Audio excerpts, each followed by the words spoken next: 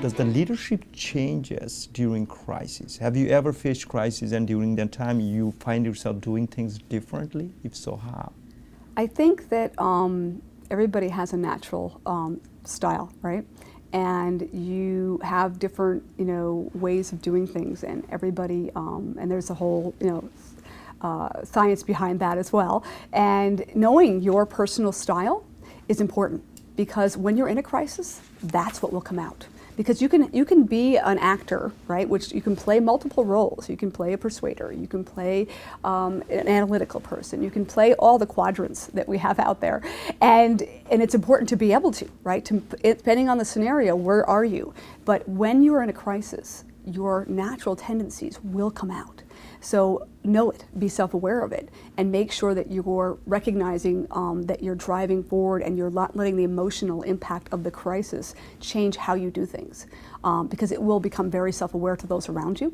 And this is something that we all struggle with, and I struggle with it personally, and I'll backpedal and say, whoa, that didn't come across the way I wanted it to. Hold that thought, let me reword that. Because you can sense it, right? And really being open and honest with your team when you're in a crisis, to say, hey, we're in a crisis right now, we're all in crisis mode. We've got to be really open and transparent with each other to get through this. How are we going to work through this together to make sure that we don't fall apart, right, in that crisis mode? We want it, because crisis can do one of two things. It can bond people together, or it can break them apart.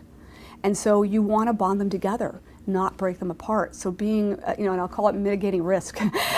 Having the mitigating risk, or the forethought to think about what it is that could happen here, and how do you make sure that you're being really aware of that and watching for those signs that things are not going, and then maybe stepping back and regrouping. It's okay to step back and regroup.